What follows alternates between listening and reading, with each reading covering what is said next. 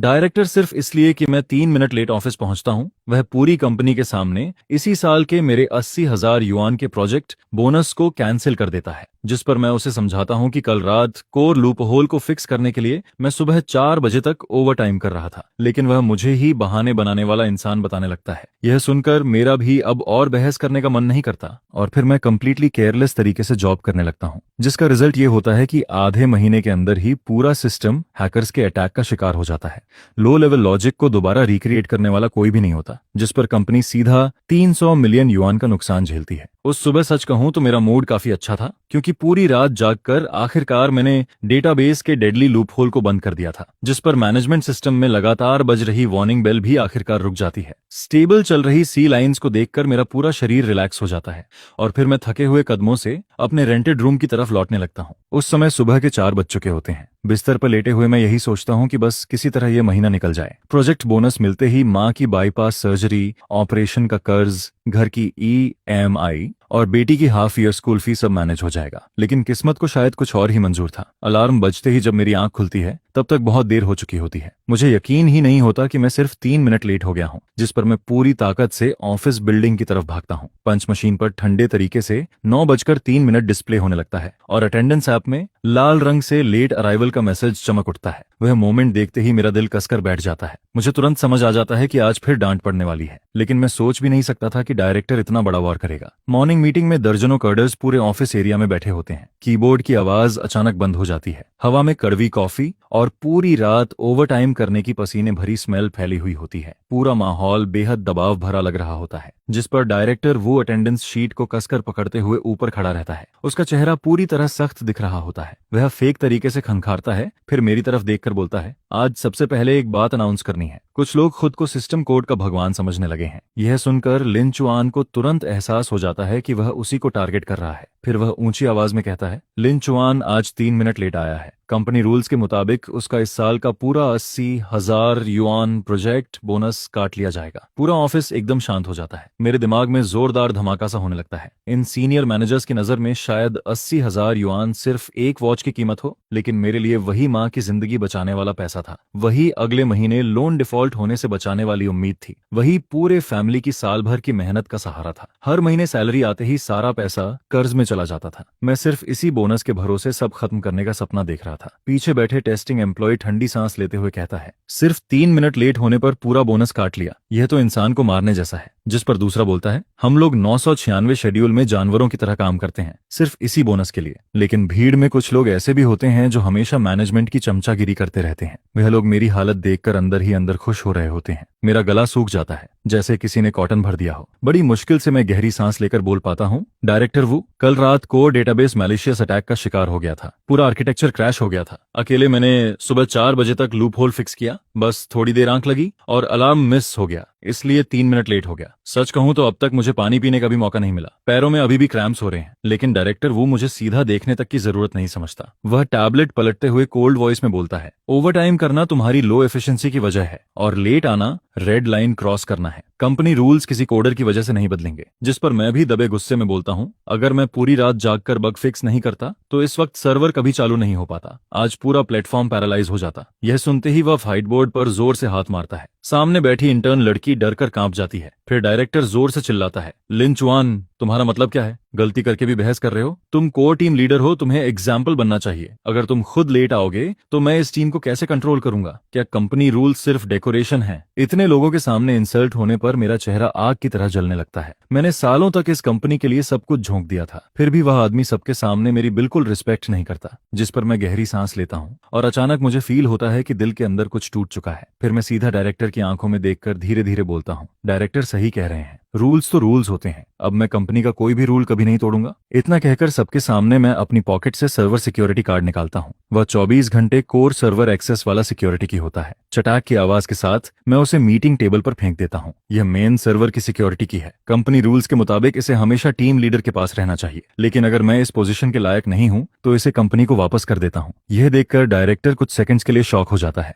उसे उम्मीद नहीं थी कि मैं इतना आगे चला जाऊंगा। जिस पर ओल्ड चेन जल्दी से मेरा स्लीव पकड़कर धीरे से बोलता है, ब्रोदरलिन इतना इम्पल्सिव मत बनो। लेकिन मैं उसका हाथ हटाकर वापस अपनी सीट पर लौट जाता हूँ और फिर हैंडओवर डॉक्यूमेंट्स अरेंज करने लगता हूँ। दोपहर 3 बजे टेस्टिंग टीम मैसेज भेजती है कि नए प्रोडक्ट लॉन्च से पहले स्ट्रेस टेस्ट करना जरूरी है, जिस पर डायरेक्टर वो वर्क ग्रुप में मेरा नाम टैग करते हुए लिखता है, लिन चुआन आज रात ओवरटाइम करके टेस्टिंग टीम के साथ कोऑपरेट करो, सिस्टम स्टेबल रहना चाहिए। मैं मैसेज देखता हूँ लेकिन कोई रिप्लाई नहीं देता। ओल्ड चेन धीरे से पास आकर बोलता है, ब्रदर लिन डायरेक्टर तुम्हें बुला रहे हैं। जिस पर मैं कंप्यूटर स्क्रीन के नीचे राइट कॉर्नर में दिख रहा टाइम उसे दिखाता हूँ। उस वक्त शाम के 5:58 हो रहे होते हैं। मैं शांत आवाज में बोलता हूँ, कंपनी रूल्स के हिसाब से आज का वर्किंग टाइम खत्म होने वाला है। इतना बोलते ही क्लॉक सीधा 6 बजे बजा देता है। फिर मैं टाइम पर पंच आउट करता हूँ, अपना सामान उठाता हूँ और ऑफिस से बाहर निकलने लगता हूँ। पीछे से डायरेक्टर वो गुस्से में चिल्लाता है, लिंचुआन वहीं रुक जाओ। लेकिन मैं एक बार भी पीछे मुड़कर नहीं देखता और सीधे एलिवेटर में चला जाता हूँ। एलिवेटर का डोर बंद होते वक्त डायरेक्टर वो का गुस्से से लाल चेहरा धीरे धीरे छिप जाता है। उस मोमेंट लिफ्ट में सिर्फ मैं अकेला खड़ा होता हूँ। ठंडी दीवार से टिकते हुए अचानक मेरे मुंह से हंसी निकल जाती है। पूरे 5 साल बाद पहली बार टाइम पर ऑफिस छोड़ने का एहसास सच में बहुत शानदार लग रहा था। अगले दिन ऑफिस पहुंचते ही पूरे A&D डिपार्टमेंट का माहौल अजीब लग रहा होता है। ओल्ड चेन कॉफी लेकर मेरे पास आता है, फिर धीरे आवाज में बोलता है, ब्रोदरलिन कल रात नए प्रोडक्ट के low level source code check करते वक्त सिस्टम लगातार कॉन्फ्लिक्ट एरर दिखा रहा था। डायरेक्टर वू ने मुझे तुम्हें बुलाने भेजा है। लेकिन यह सुनकर भी मैं सिर उठाने की जरूरत तक महसूस नहीं करता। मैं बिना सिर उठाए स्क्रीन पर चल रहे रेगुलर मेंटेनेंस वर्क को ही घूरता रहता हूँ। फिर शांत आवाज में बोलता हूँ, मुझसे क्या लेना देना, मैं तो बस एक नॉर्मल कोडर हूँ जो कंपनी रूल्स को सीरियसली फॉलो करता है। 6 बजे ऑफिस खत्म मतलब काम खत्म। जिस पर ओल्ड चेन बेचैनी में दोनों हाथ रगड़ते हुए बोलता है, लेकिन वह कॉन्फ्लिक्ट वार्निंग उसी बेस आर्किटेक्चर से जुड़ी है जिसे कभी तुमने डिजाइन किया था। नए लोग उस लॉजिक को बिल्कुल नहीं समझते। अगर ऑफिशियल लॉन्च के समय कुछ हो गया तो मैं अपनी रिस्ट वॉच की तरफ नजर डालता हूँ, फिर बिना इमोशन के जवाब देता हूँ, वह प्रॉब्लम टेक्निकल डायरेक्टर को वरी करनी चाहिए। अभी वर्किंग आवर्स चल रहे हैं और मैं अपनी रिस्पॉन्सिबिलिटी वाला काम कर रहा हूँ। ऑफिस आवर्स के बाद की चीजें अब मेरी मैनेजमेंट के अंदर नहीं आती। यह सुनकर ओल्ड चेन लंबी सांस छोड़ता है और फिर चुपचाप वहां से चला जाता है। दोपहर तक डायरेक्टर वो इमरजेंसी मीटिंग बुला लेता है। मीटिंग रूम की बड़ी स्क्रीन पर लाल रंग में सिस्टम वार्निंग्स और सोर्स कोड एरर्स भरे पड़े होते हैं। डायरेक्टर वू का चेहरा बेहद अगली दिख रहा होता है। वह गुस्से में बोलता है, नया प्रोडक्ट अगले हफ्ते लॉन्च होना है, लेकिन अभी बेस सोर्स कोड में कंपैटिबिलिटी कॉन्फ्लिक्ट चल रहा है। इसे कौन सॉल्व करेगा? पूरा मीटिंग रूम एकदम शांत हो जाता है। नए प्रोग्रामर्स एक दूसरे को कंफ्यूज्ड होकर देखने लगते हैं। फिर ग्लासेस पहने एक लड़का डरते हुए बोलता है, डायरेक्टर ली ये बेस आर्किटेक्चर बहुत ज्यादा कॉम्प्लिकेटेड है, हमें इसे समझने के लिए टाइम चाहिए। टाइम? यह सुनते ही डायरेक्टर वो जोर से टेबल पर हाथ मारता है। चेयरमैन खुद इस प्रोजेक्ट को मॉनिटर कर रहे हैं, सारे इन्वेस्टर्स प्रेस कॉन्फ्रेंस का इंतजार कर रहे हैं, अब कहां से टाइम लाऊं? जिस पर उसकी नजर सीधे मेरी तरफ घूमती है। वह ऊंची आवाज में बोलता है, लिंचुआन ये सोर्स कोड तुम्हारा लिखा हुआ है, तुम इसे हैंडल करो। लेकिन मैं फोन स्क्रॉल करते हुए सिर तक नहीं उठाता। फिर आराम से बोलता हूँ, अभी लंच ब्रेक चल रहा है, ये मेरे ऑफिशियल वर्किंग आवर्स में नहीं आता और कंपनी रूल्स के हिसाब से inter department cooperation proper process से होना चाहिए।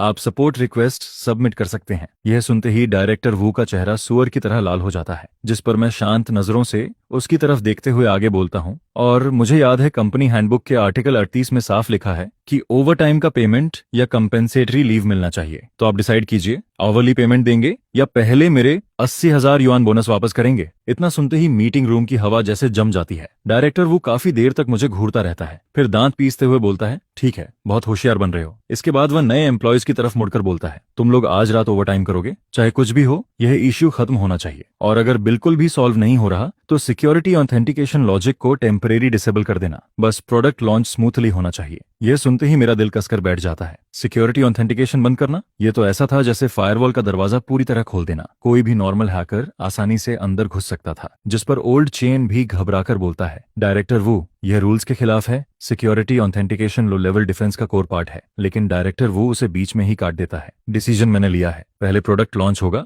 बाकी बातें बाद में देखेंगे। शाम के ठीक 6 बजे मैं कार्ड स्वाइप करके ऑफिस से निकलने लगता हूँ। A&D डिपार्टमेंट से गुजरते वक्त नए लोग अभी भी कोड को घूरते हुए सिर पकड़कर बैठे होते हैं। स्क्रीन पर रेड वार्निंग्स लगातार ब्लिंक कर रही होती हैं। उनमें से एक एम्प्लॉय कोड टाइप कर रहा होता है। वह डायरेक्टर वू का ऑर्डर फॉलो करते हुए सिक्योरिटी ऑथेंटिकेशन मॉड्यूल को डिसेबल करने वाला कमांड रन करने की तैयारी कर रहा होता है। मैं कुछ सेकंड्स तक उस कोड को चुपचाप देखता रहता हूँ। वह डिफेंस सिस्टम बनाने में मैंने पूरे 3 महीने लगाए थे और अब एक ऐसा न्यूकमर जिसे कंपनी ज्वाइन किए आधा साल भी नहीं हुआ, अजीब कमांड से उसे डिस्ट्रॉय करने जा रहा था, जिस पर ओल्ड चेन पीछे से दौड़कर आता है और धीरे से पूछता है, ब्रोदर लिन, क्या तुम सच में सब इग्नोर कर दोगे? अगर कुछ बड़ा हो गया तो? मैं बैकपैक कंधे पर डालते हुए कोल्ड आवाज में बोलता हूँ, अगर कुछ होगा तो वह डायरेक्टर वो के डिसीजन की वजह से होगा। मैं तो बस एक नॉर्मल कोडर हूँ जिसे हमेशा प्रोजेक्ट बोनस काटने की आदत है। मेरे पास अथॉरिटी क्रॉस करने की हिम्मत नहीं है। ऑफिस बिल्डिंग से बाहर निकलते ही अचानक मेरा फोन वाइब्रेट करता है। वह सिस्टम की तरफ से आया ऑटोमेटेड मॉनिटरिंग ईमेल था। उसमें लिखा होता है कि core security module manually disable कर दिया गया है। मैं कुछ देर तक उस ईमेल को घूरता रहता हूँ, फिर साइलेंटली डिलीट बटन दबा देता हूँ। रात के 11 बजे डायरेक्टर वो की लगातार आती कॉल्स मेरी नींद तोड़ देती हैं। मैं फोन स्क्रीन देखता हूँ, फिर सीधे कॉल कट कर देता हूँ। इसके बाद करवट बदलकर दोबारा सो जाता हूँ। अगली सुबह ऑफिस पहुंचते ही माहौल पहले से भी ज्यादा अजीब लग रहा होता है। डायरेक्टर वो आंखों के नीचे काले घेरे लिए नए एम्प्लॉयज पर गुस्सा निकाल रहा होता है, लेकिन मेरी नजर बड़ी मॉनिटरिंग स्क्रीन पर जाती है। वहां फायरवॉल स्टेटस इंडिकेटर ग्रीन से येलो हो चुका होता है। इसका मतलब साफ था, कोई हमारी डिफेंस लाइन को प्रोब कर रहा था। लॉन्च काउंटडाउन के दूसरे दिन रात के 2 बजे अचानक डायरेक्टर वू का फोन पागलों की तरह बजने लगता है। वह नींद में फोन उठाता है और दूसरी तरफ से ऑपरेशन स्टाफ की घबराई हुई आवाज सुनाई देती है, डायरेक्टर, बहुत बड़ी प्रॉब्लम हो गई। सर्वर पर अचानक अबनॉर्मल एरर्स की भारी मात्रा आ गई है। सिस्टम लोड 90% तक पहुंच चुका है। अगर अभी फिक्स नहीं किया तो पूरा सर्वर क्रैश हो जाएगा। यह सुनते ही डायरेक्टर वू एकदम से उठ बैठता है। उसकी पूरी नींद गायब हो जाती है। वह तुरंत लैपटॉप खोलकर रिमोट एक्सेस से सर्वर कनेक्ट करता है। स्क्रीन पर लाल रंग के एरर लॉग्स भरे पड़े होते हैं, लेकिन असली प्रॉब्लम यह थी कि उसे उन कोड्स की समझ ही नहीं थी जिस पर वह सिर्फ फोन पर ऑर्डर्स देकर सिचुएशन संभालने की कोशिश करता है। लेकिन ड्यूटी पर बैठा श्यावांग और ज्यादा पैनिक होने लगता है। कांपती आवाज में वह बोलता है, डायरेक्टर वू, मुझे सच में समझ नहीं आ रहा क्या करूं। ऐसे एरर्स मैंने पहले कभी नहीं देखे। यह सुनकर डायरेक्टर वू के माथे पर ठंडा पसीना आ जाता है। वह ऑफिस में इधर उधर चक्कर लगाने लगता है। उसी मोमेंट उसके दिमाग में लिन चुआन का नाम आता है, लेकिन अगले ही पल वह उस थॉट को खुद ही दबा देता है। आखिर कुछ घंटे पहले ही उसने पूरी कंपनी के सामने मेरे 80,000 युआन काटे थे। अब आधी रात को मदद मांगने जाता तो उसकी रिस्पेक्ट कहाँ जाती, जिस पर वह दांत पीसते हुए फैसला लेता है, शाओवांग, उन एरर वार्निंग्स को इग्नोर करो, डायरेक्ट ओवरराइड पैच इस्तेमाल करो, फोर्सफुली सारे एरर कोड्स दबा दो, पहले सिस्टम को चलने दो, बाकी बाद में देखेंगे। शाओवांग कुछ सेकंड्स हेजिटेट करता है, लेकिन आखिरकार ऑर्डर मान लेता है। 10 मिनट बाद स्क्रीन पर चमक रही सारी रेड वार्निंग्स गायब हो जाती हैं। सिस्टम लोड भी धीरे धीरे नीचे आने लगता है। यह देखकर डायरेक्टर वो राहत की सांस लेता है। उसे लगने लगता है कि उसने बहुत स्मार्ट डिसीजन लिया है। फिर वह कॉल डिस्कनेक्ट करके आराम से वापस सो जाता है। अगली सुबह ठीक 9 बजे मैं हमेशा की तरह कार्ड स्वाइप करके ऑफिस पहुंचता हूं, लेकिन सीट पर बैठते ही मुझे एटमॉस्फेयर कुछ अलग महसूस होता है। ओल्ड चेन का चेहरा पूरी तरह सफेद पड़ चुका होता है। वह मॉनिटरिंग पैनल को घूर रहा होता है और उसकी उंगलियां कांप रही होती हैं। मैं पास जाकर स्क्रीन पर नजर डालता हूं और मेरा दिल तुरंत बैठ जाता है। फायरवॉल का कोर ऑथेंटिकेशन मॉड्यूल अब नॉर्मल स्टेटस दिखा रहा होता है। सिक्योरिटी लॉग्स में एक हिडन डेटा ब्रीच दिखाई दे रहा था। इसका मतलब साफ था, कोई इंसान या प्रोग्राम नॉर्मल ऑथेंटिकेशन प्रोसेस को बायपास करके अंदर घुस चुका था। जिस पर मैं तुरंत पिछली रात के सिस्टम लॉग्स खोलता हूं, लेकिन जितना ज्यादा देखता हूं उतना ही शॉक होता जाता हूं। रात 2:40 बजे शाओवांग ने डायरेक्टर वू के रिमोट ऑर्डर्स पर फोर्स ओवरराइड मेथड इस्तेमाल करके सारे एरर कोड सप्रेस कर दिए थे, लेकिन असल में वह वार्निंग्स सिक्योरिटी मॉड्यूल की इंट्रूजन अलर्ट्स थी। अब सारे अलर्ट्स दब चुके थे, लेकिन उससे भी खतरनाक बात यह थी कि फायरवॉल के अंदर एक इनविजिबल लूप होल पूरी तरह खुल चुका था। यह लूप होल भले ही ज्यादा बड़ा नहीं था, लेकिन इतना जरूर था कि कोई एक्सपीरियंस्ड हैकर चुपचाप अंदर घुसकर सिस्टम में बैकडोर कोड इंस्टॉल कर सकता था। जिस पर ओल्ड चेन धीरे से मेरे पास आकर पूछता है, लिंचुआन, क्या हमें यह बात ऊपर रिपोर्ट करनी चाहिए? मैं दूर कॉफी बना रहे डायरेक्टर वू की तरफ देखता हूँ, फिर दीवार पर चिपके कंपनी मैनेजमेंट रूल्स की तरफ नजर घुमाता हूँ। वहां साफ लिखा होता है कि हायर मैनेजमेंट को बाईपास करके रिपोर्ट करने वाले इंसान को मैनेजमेंट ऑर्डर डिस्टर्ब करने वाला माना जाएगा और उसके खिलाफ स्ट्रिक्ट एक्शन लिया जाएगा। जिस पर मैं सिर हिलाते हुए बोलता हूँ, कंपनी के रूल्स हैं, हमें फॉलो करने चाहिए, और वैसे भी डायरेक्टर वो टेक्निकल हेड हैं, उन्हें हमसे ज्यादा समझ होगी। ओल्ड चेन कुछ बोलने की कोशिश करता है, लेकिन आखिर में चुप हो जाता है। इतने में डायरेक्टर वो कॉफी कप लेकर हमारे पास आता है। हमें मॉनिटरिंग पैनल घूरते देखकर वह सार्कास्टिक स्माइल के साथ बोलता है, तुम लोग भी बेवजह टेंशन लेते रहते हो। कल रात की प्रॉब्लम मैं ऑलरेडी सॉल्व कर चुका हूँ। अब आराम से लॉन्च प्रिपरेशन करो, हर वक्त घोस्ट्स मत ढूंढते फिरो। मैं हल्का सा सिर हिलाता हूँ और क्वाइटली सिस्टम लॉग्स वाली विंडो बंद कर देता हूँ। शाम के ठीक 6 बजे मैं टाइम पर ऑफिस छोड़ देता हूँ। कंपनी बिल्डिंग से बाहर निकलते वक्त होराइजन पर फैला सनसेट खून की तरह लाल दिख रहा होता है। मैं फोन निकालकर माँ का आया मैसेज देखता हूँ। उसमें लिखा होता है कि डॉक्टर ने अगले हफ्ते हॉस्पिटल एडमिट होने को कहा है, सर्जरी की प्रिपरेशन करनी होगी,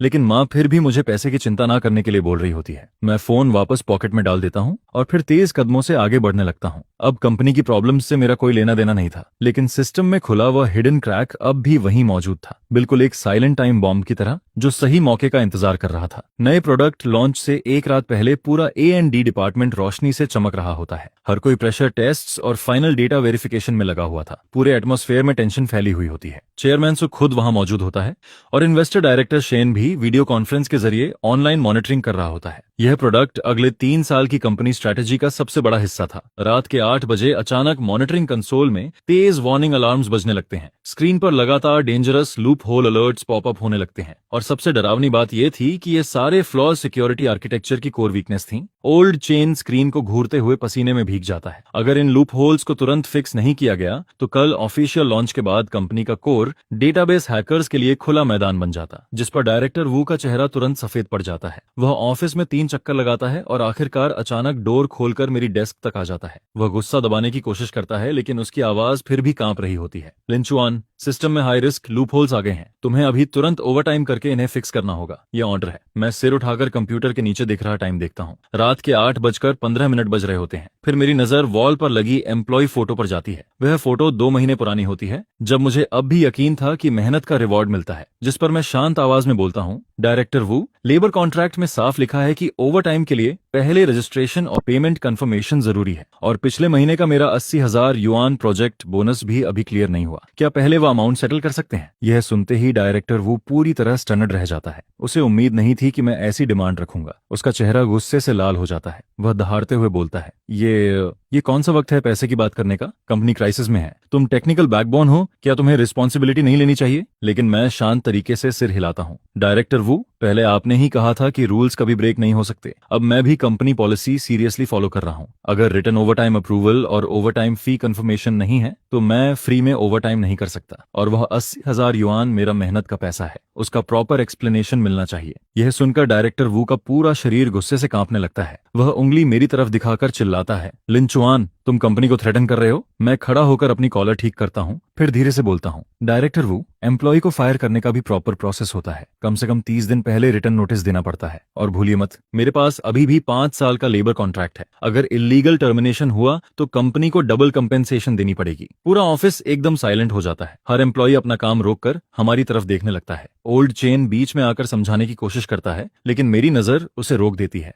आखिर में डायरेक्टर वो गुस्से से कांपते हुए बोलता है, बहुत अच्छा लिंचुआन, कल प्रोडक्ट लॉन्च के बाद सबसे पहला इंसान जिसे मैं कंपनी से निकालूंगा वह तुम होगे। फिर देखता हूँ इस इंडस्ट्री में कैसे सर्वाइव करते हो। मैं हल्का सा सिर हिलाता हूँ और अपना बैकपैक उठाकर निकलने लगता हूँ। ओल्ड चेन धीरे से मेरे पास आकर बोलता है, लिंचुआन, कम से कम हेल्प तो कर दो। अगर सच में कुछ हो गया तो हम सब खत्म हो जाएंगे। मैं कुछ सेकंड्स रुकता हूँ, मॉनिटरिंग स्क्रीन पर चमकती लाल वार्निंग्स को देखता हूँ, फिर डायरेक्टर वू के पीले पड़ चुके चेहरे की तरफ नजर डालता हूँ, जिस पर मैं कोल्ड आवाज में बोलता हूँ, ब्रोदर चेन, मैं तो बस एक छोटा कोडर हूँ, कंपनी रूल्स वायलेट करने की हिम्मत नहीं कर सकता। इतना कहकर मैं बिना पीछे देखे सीधे एलिवेटर की तरफ चला जाता हूँ। पीछे से डायरेक्टर वू की चीजें तोड़ने की आवाजें और चेयरमैन सू की गुस्से भरी दहाड़ सुनाई देती रहती है। एलिवेटर डोर धीरे धीरे बंद हो जाता है। मैं ठंडी दीवार से टिककर आंखें बंद कर लेता हूँ।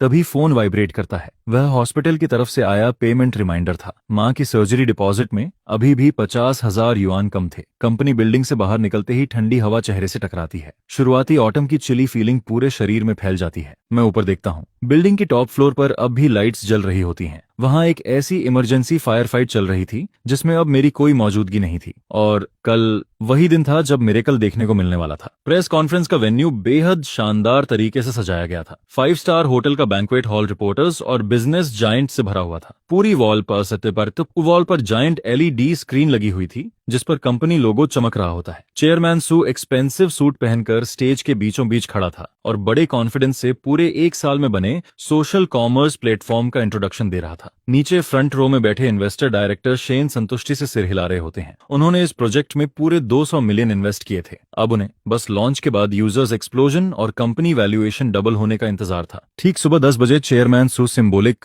लॉन्च बटन दबाता है। स्क्रीन पर यूजर रजिस्ट्रेशन तेजी से बढ़ने लगते हैं। हर सेकंड सैकड़ों नए यूजर्स प्लेटफॉर्म में एंटर कर रहे होते हैं। पूरा हॉल तालियों से गूंज उठता है। लेकिन बैकस्टेज टेक्निकल एरिया में खड़ा डायरेक्टर वो मॉनिटरिंग पैनल को घूर रहा होता है। उसके माथे पर लगातार पसीना निकल रहा था। कल रात उसने 2 आउटसोर्स्ड टेक्निकल टीम्स को इमरजेंसी में बुलाया था। वे पूरी रात जागकर बग्स पैच कर रहे थे। हालांकि सारे डेंजरस लूप होल्स पूरी तरह फिक्स नहीं हुए थे, लेकिन कम से कम सबसे ऑब्वियस क्रैक्स को टेम्पररी कवर जरूर कर दिया गया था। वो खुद को दिलासा देता है कि शायद वो इस प्रेस कॉन्फ्रेंस के कुछ घंटों को किसी तरह झेल लेगा। 10:15 पर रजिस्टर्ड यूजर्स की संख्या 1 लाख के पार चली जाती है, जिस पर मीडिया के फ्लैश लाइट्स लगातार चमकने लगती हैं। चेयरमैन तो चेहरे पर बड़ी सी स्माइल लेकर इंटरव्यू देना शुरू करता है। फिर 10:23 पर अचानक सर्वर ट्रैफिक में कुछ अजीब बदलाव दिखने लगता है। मॉनिटरिंग बोर्ड पर डेटा ग्राफ्स किसी हार्ट बीट मॉनिटर की तरह पागलों की तरह ऊपर नीचे होने लगते हैं। यह देखकर ओल्ड चेन का चेहरा तुरंत बदल जाता है, जिस पर वो गंभीर आवाज में कहता है, कुछ गड़बड़ है। यह ट्रैफिक पैटर्न नॉर्मल यूजर्स जैसा बिल्कुल नहीं लग रहा।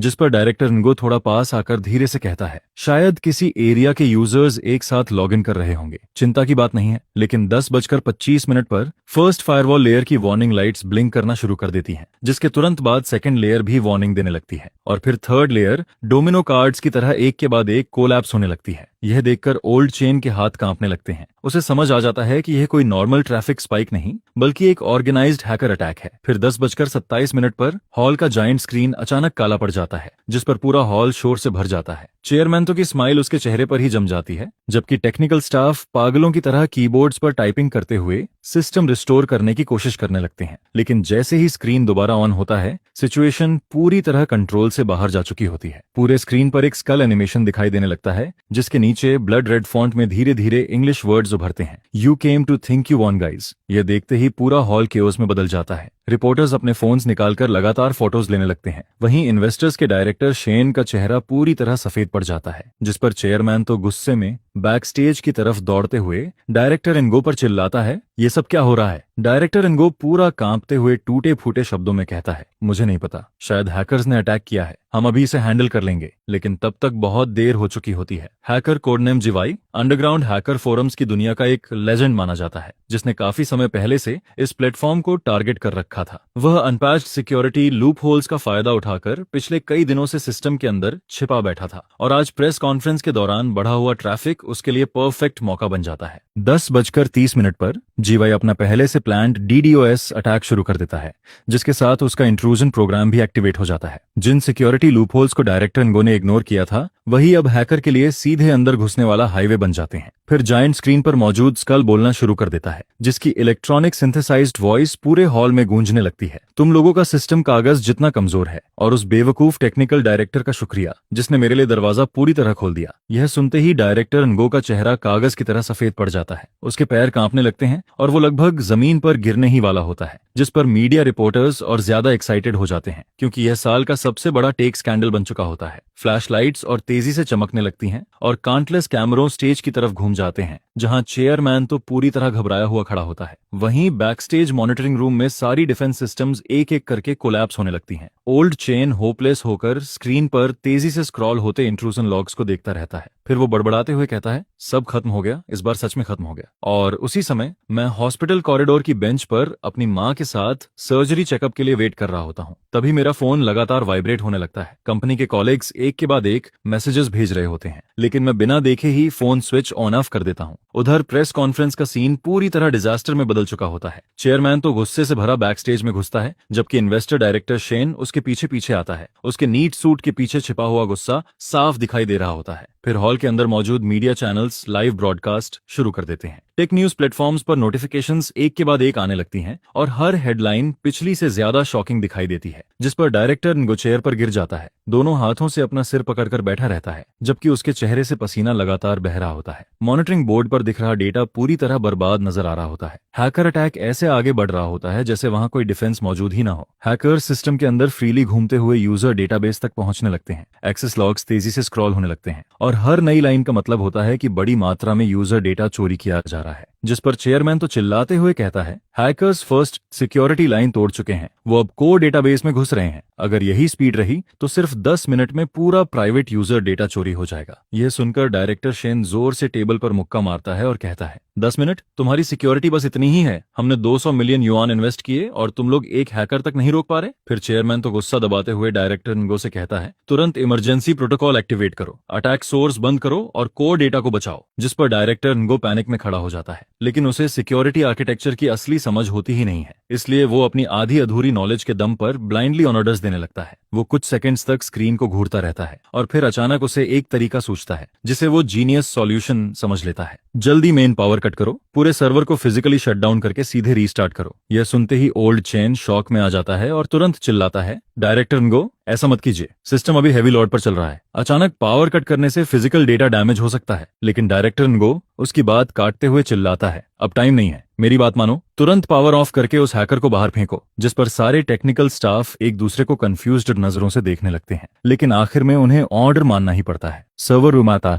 सर्वर रूम का ड्यूटी स्टाफ कांपते हाथों से इमरजेंसी शटडाउन बटन दबा देता है और अगले ही पल सारे सर्वर्स एक साथ बंद हो जाते हैं। मॉनिटरिंग पैनल अंधेरे में डूब जाता है। कुछ सेकंड्स की खामोशी के बाद सर्वर दोबारा बूट होना शुरू करते हैं। कूलिंग फैंस की आवाज फिर से गूंजने लगती है। यह देखकर डायरेक्टर इनगो राहत की सांस लेता है। उसे लगने लगता है कि उसने सिचुएशन संभाल ली, लेकिन सिर्फ 3 मिनट बाद उसका चेहरा किसी डेड पर्सन से भी ज्यादा खराब दिखाई देने लगता है, क्योंकि सिस्टम 30% बूट होने के बाद ही फ्रीज हो जाता है। असल में पावर लॉस के उसी मोमेंट पर core platform data physically corrupt हो चुका होता है। जो फाइल्स उस समय राइट हो रही थीं, वे फोर्सफुली इंटरप्ट होने की वजह से पूरी तरह डिस्ट्रॉय हो जाती हैं। पूरा डेटाबेस अनरीडेबल गार्बेज में बदल जाता है और सबसे खतरनाक बात यह होती है कि हैकर बाहर निकला ही नहीं था। वो पहले से ही सिस्टम के अंदर कई हिडन बैकडोर्स इंस्टॉल कर चुका होता है, इसलिए रीस्टार्ट उसके लिए सिर्फ मामूली डिस्टर्बेंस बनकर रह जाता है। जैसे ही सर्वर्स दोबारा स्टार्ट होते हैं, उसका अटैक प्रोग्राम ऑटोमेटिकली एक्टिवेट हो जाता है और वो फिर से डेटा डिस्ट्रॉय करना शुरू कर देता है। ओल्ड चेन कांपती आवाज में एरर लॉग्स को देखते हुए कहता है, सब खत्म हो गया, प्लेटफॉर्म डेटा करप्ट हो चुका है, सिस्टम अब कभी प्रॉपर्ली बूट नहीं होगा और हैकर अभी भी अंदर मौजूद है। अब वो जो चाहे कर सकता है। यह सुनते ही चेयरमैन तो का चेहरा हरे से सफेद पड़ जाता है। वो डायरेक्टर इनगो को घूरते हुए कहता है, तुमने आखिर किया क्या है?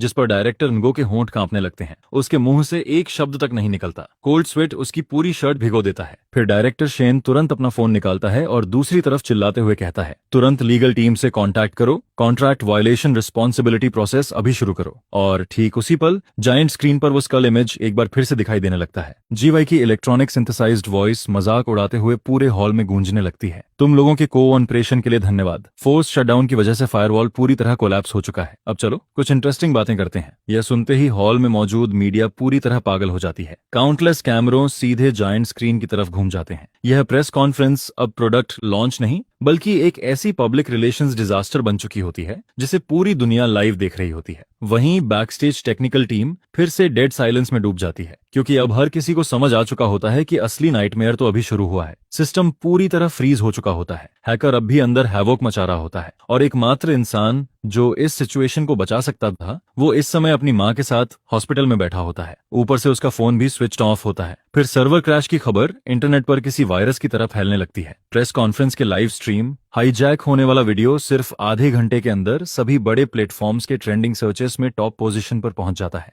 जिस पर योंकिंग कंपनी के ऑफिशियल अकाउंट के कमेंट सेक्शन पूरी तरह कोलैप्स हो जाते हैं। न्यूली रजिस्टर्ड यूजर्स डिस्कवर करते हैं कि वे लॉग इन ही नहीं कर पा रहे। जिन लोगों ने पैसे डिपॉजिट किए थे, उन्हें समझ ही नहीं आता कि उनका पैसा कहां गायब हो गया। कस्टमर केयर हॉटलाइंस लगातार रिंग होने लगती हैं। Dozens of call centre employees phone उठाते उठाते पूरी तरह टूट जाते हैं, लेकिन हर कोई बस एक ही लाइन दोहराता रहता है, हम इश्यू को अर्जेंटली फिक्स कर रहे हैं, कृपया पेशेंटली वेट करें। लेकिन यूजर्स का पेशेंस कब का खत्म हो चुका होता है। कुछ लोग सोशल मीडिया प्लेटफॉर्म्स पर कलेक्टिव प्रोटेस्ट ऑर्गेनाइज करना शुरू कर देते हैं। वहीं कुछ सीधे पुलिस कंप्लेंट दर्ज करवा देते हैं कि उनके साथ फ्रॉड हुआ है, और कई लोग मीडिया कंपनीज को टैग करके इस स्कैंडल को एक्सपोज करने की मांग करने लगते हैं। सिर्फ 1 घंटे के अंदर टॉपिक व्यूज 300 मिलियन क्रॉस कर जाते हैं और कंपनी का नाम हिस्ट्री की सबसे खराब प्रेस कॉन्फ्रेंस के टैग के साथ परमानेंटली जुड़ जाता है। दोपहर 2 बजे जैसे ही स्टॉक मार्केट खुलता है, कंपनी के शेयर्स बिना रुके नीचे गिरने लगते हैं। मेजर शेयर होल्डर्स पैनिक में अपने शेयर्स बेचने लगते हैं। स्मॉल इन्वेस्टर्स डर कर मार्केट से भागने लगते हैं। सेल ऑनर्स तुरंत लिमिट तक पहुंच जाते हैं। फाइनेंशियल मीडिया लगातार ब्रेकिंग न्यूज पुश करने लगती है। एक टेक कंपनी की मार्केट वैल्यू सिर्फ एक दिन में 300 मिलियन युआन से ज्यादा एवेपोरेट हो गई। यह इस साल की सबसे बड़ी गिरावट बन चुकी है, जिस पर चेयरमैन तो अपने ऑफिस में बैठा होता है, उसके सामने 7 से 8 फोन्स पड़े होते हैं और हर फोन लगातार वाइब्रेट कर रहा होता है। बोर्ड मेंबर्स, पार्टनर्स, एडवर्टाइजर्स, हर कोई बस एक ही सवाल पूछ रहा होता है, सिस्टम आखिर कब रिस्टोर होगा? लेकिन उसके पास कोई जवाब नहीं होता। A&D डिपार्टमेंट से आने वाली हर नई रिपोर्ट पिछली से ज्यादा होपलेस होती जाती है। सिस्टम पूरी तरह पैरालाइज्ड हो चुका होता है, डेटा सीरियसली करप्ट हो चुका होता है, यहाँ तक कि हायर एक्सटर्नल टीम्स भी सिर्फ लॉग्स देखकर सिर हिलाते हुए वापस लौट जाती हैं। फिर शाम 3 बजे इन्वेस्टर डायरेक्टर शेन का कॉल आता है। उसकी आवाज बर्फ की तरह ठंडी होती है। चेयरमैन, तो मुझे उम्मीद है कि आपको हमारी काउंटरपार्ट एग्रीमेंट याद होगी। प्लेटफॉर्म लॉन्च होने के 3 महीने के अंदर मंथली एक्टिव यूजर्स 5 मिलियन पहुंचने चाहिए थे। अगर ऐसा नहीं हुआ तो आपको मेरे 30% शेयर्स बाय बैक करने होंगे। यह सुनते ही चेयरमैन तो के हाथ कांपने लगते हैं। वो मुश्किल से कहता है, डायरेक्टर शेन, हम इसे जल्द ठीक कर देंगे, यह सिर्फ टेम्पररी टेक्निकल इश्यू है। लेकिन डायरेक्टर शेन तुरंत उसकी बात काट देता है। Technical issue? पूरी इंटरनेट दुनिया अभी तुम लोगों को जोक की तरह देख रही है। यूजर्स का ट्रस्ट पूरी तरह कोलैप्स हो चुका है। अगर आज तुम सिस्टम फिक्स भी कर लो तब भी कौन तुम्हारा प्लेटफॉर्म यूज करेगा? फिर वो ठंडी आवाज में आगे कहता है, अगर सुबह होने से पहले सिस्टम रिस्टोर नहीं हुआ तो मैं तुरंत कॉम्पेंसेशन प्रोसेस एक्टिवेट कर दूंगा। एग्रीमेंट के मुताबिक तुम्हें इन्वेस्टमेंट लॉस का 3 गुना कॉम्पेंसेट करना होगा, यानी पूरे 600 मिलियन युआन। इतना कहकर कॉल डिस्कनेक्ट हो जाता है और ऑफिस में डेड साइलेंस छा जाता है। 600 मिलियन युआन, कंपनी अकाउंट में इतना पैसा तो छोड़ो, पूरी कंपनी बेच देने के बाद भी ये अमाउंट पूरा नहीं हो सकता था। जिस पर चेयरमैन तो अचानक ऑफिस से बाहर निकलता है और सीधे A&D डिपार्टमेंट की तरफ दौड़ जाता है। वहां डायरेक्टर नगो गुस्से में टेक्निकल स्टाफ पर चिल्ला रहा होता है, लेकिन सारे एम्प्लॉयज सिर झुकाकर खामोश खड़े रहते हैं। पूरे ऑफिस का एटमॉस्फेयर इतना हैवी होता है कि कोई जोर से सांस लेने की हिम्मत तक नहीं करता। फिर चेयरमैन तो सीधे डायरेक्टर नगो की कॉलर पकड़ लेता है और गुस्से में पूछता है, मुझे बताओ, ये आखिर कब तक ठीक होगा? डायरेक्टर नगो का चेहरा पूरी तरह सफेद पड़ जाता है। वो कांपती आवाज में कहता है, चेयरमैन, तो मैंने 3 एक्सटर्नल सिक्योरिटी कंपनी से कांटेक्ट किया है, लेकिन सिस्टम लॉग्स देखने के बाद सबने कहा कि प्लेटफॉर्म आर्किटेक्चर बहुत ज्यादा कॉम्प्लेक्स है, इसे शॉर्ट टाइम में रिपेयर करना प्रैक्टिकली इम्पॉसिबल है। ये सुनते ही चेयरमैन तो उसके कॉलर को छोड़ देता है। उसका पूरा शरीर ऐसे लग रहा होता है जैसे सारी ताकत निकल चुकी हो। फिर वो अचानक किसी बात को याद करता है, लिनशुआन कहाँ है? लिनशुआन को बुलाओ, वही इसे फिक्स करेगा। लेकिन यह सुनते ही पूरा ऑफिस साइलेंस में डूब जाता है, जिस पर ओल्ड चेन धीरे से कहता है, लिनशुआन ने आज लीव ली थी, वो अपने फैमिली मेंबर को हॉस्पिटल लेकर गया है और उसका फोन भी स्विच्ड ऑफ है। यह सुनकर चेयरमैन तो अचानक फ्रीज हो जाता है। तभी उसे याद आता है कि कुछ दिन पहले ही डायरेक्टर नगो ने पब्लिकली लिनशुआन का 80,000 युआन का प्रोजेक्ट बोनस काट लिया था। और कल रात जब सिस्टम में हाई रिस्क वल्नरेबिलिटी दिखाई दी थी, तब भी डायरेक्टर नगो ने लिनशुआन की सारी कंडीशंस रिजेक्ट कर दी थी। उसी समय हैकर जी वाई की तरफ से पहला रैंसम ईमेल आता है। ईमेल का टाइटल बेहद सिंपल होता है, क्या तुम अपना डेटा वापस चाहते हो? और ईमेल के अंदर सिर्फ एक लाइन और एक नंबर लिखा होता है, 1000 बिटकॉइन। करंट एक्सचेंज रेट के हिसाब से 1000 बिटकॉइन की वैल्यू 40 मिलियन युआन से ज्यादा होती है। चेयरमैन तो उस ईमेल को घूरता रहता है, उसकी कनपटी लगातार फड़क रही होती है। एक तरफ इन्वेस्टर को 600 मिलियन युआन कंपेंसेशन देना था और दूसरी तरफ हैकर को 40 मिलियन युआन रैंसम। दोनों रास्ते सीधे मौत की तरफ जा रहे होते हैं और इस पूरे केओस के बीच एकमात्र इंसान जो शायद कंपनी को बचा सकता था, वो इस समय हॉस्पिटल की लंबी बेंच पर अपनी मां के साथ सर्जरी अपडेट का इंतजार कर रहा होता है। उसे इन सब चीजों की स्लाइटेस्ट खबर तक नहीं होती। शाम 6 बजे चेयरमैन तो कुछ सीनियर एग्जीक्यूटिव्स को साथ लेकर फिर से A&D डिपार्टमेंट में पहुंचता है। उसका चेहरा इतना डार्क दिखाई दे रहा होता है जैसे अभी पानी टपकने लगेगा। पूरे ऑफिस में मौजूद लोग अपना काम रोक देते हैं, कोई जोर से सांस लेने की भी हिम्मत नहीं करता। फिर चेयरमैन तो पूरे ऑफिस पर नजर घुमाते हुए भारी आवाज में कहता है, मुझे फर्क नहीं पड़ता कि तुम लोग कौन सा तरीका यूज करते हो, लेकिन सुबह होने से पहले सिस्टम हर हालत में ठीक होना चाहिए।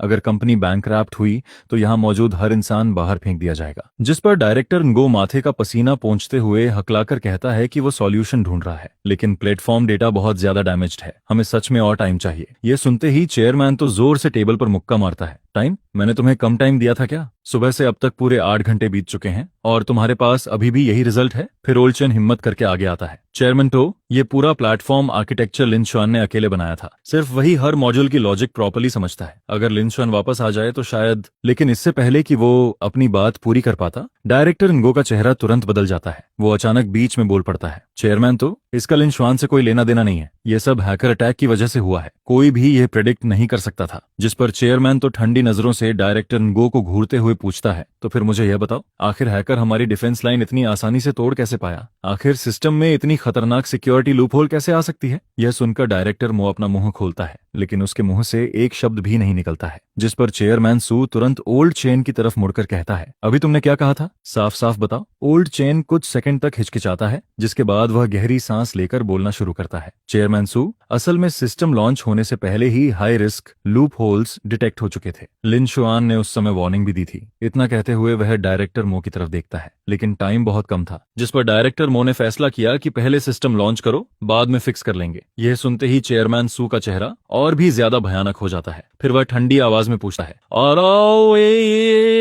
और कुछ? जिस पर ओल्ड चेन गहरी सांस लेकर पिछले कुछ दिनों में हुई सारी घटनाएं बताना शुरू करता है। डायरेक्टर वू के जबरदस्ती सिक्योरिटी ऑथेंटिकेशन बंद करवाने से लेकर आधी रात को लिटिल वॉन्ग को एरर कोड ओवरराइट करने का ब्लाइंड ऑर्डर देने तक, और फिर कल रात लिन शुआन की ओवरटाइम कंडीशंस ठुकराने तक, हर एक बात चेयरमैन सू के दिल में चाकू की तरह चुभती चली जाती है। पूरे ऑफिस में सन्नाटा छा जाता है। हर कोई सिर झुकाकर खड़ा रहता है और कोई भी डायरेक्टर वू की तरफ देखने की हिम्मत नहीं करता है। जिस पर चेयरमैन सू धीरे धीरे मुड़कर डायरेक्टर वू को घूरता है और बर्फ जैसी ठंडी आवाज में पूछता है, अब भी तुम्हारे पास कुछ कहने को बचा है? यह सुनकर डायरेक्टर वू का पूरा शरीर कांपने लगता है, लेकिन अचानक जैसे उसे कोई आखिरी उम्मीद मिल गई हो, वह जोर से चिल्लाता है, चेयरमैन सू, यह सब लिन शुआन की साजिश है। जिस पर वह जल्दी जल्दी बोलना जारी रखता है। उसने जानबूझकर सोर्स कोड में बैकडोर छोड़ा था और फिर हैकर्स के साथ मिलकर कंपनी पर अटैक करवाया। आखिर हैकर हमारे सिस्टम को इतनी अच्छी तरह कैसे जानता था? वह इतना एक्यूरेट अटैक कैसे कर सकता था? जरूर लिन शुआन ने ही कोर सोर्स कोड लीक किया है। यह सुनते ही पूरा ऑफिस हंगामे में बदल जाता है। कुछ लोग शॉक्ड हो जाते हैं, कुछ गुस्से में आ जाते हैं, लेकिन ज्यादातर लोगों को इस बात पर बिल्कुल भरोसा नहीं होता है। जिस पर ओल्ड चेन गुस्से से लाल होकर चिल्लाता है, डायरेक्टर मो, किसी पर झूठा इल्जाम मत लगाओ। लिन शुआन पिछले 5 सालों से कंपनी में काम कर रहा है। उसने आज तक कंपनी के खिलाफ कुछ नहीं किया। लेकिन डायरेक्टर मो तुरंत पलटकर बोलता है, तो फिर सबसे जरूरी समय पर उसने ओवरटाइम करने से मना क्यों किया? कंपनी को मुश्किल में देखकर भी वह चुप क्यों रहा? अगर यह बदला नहीं है तो और क्या है?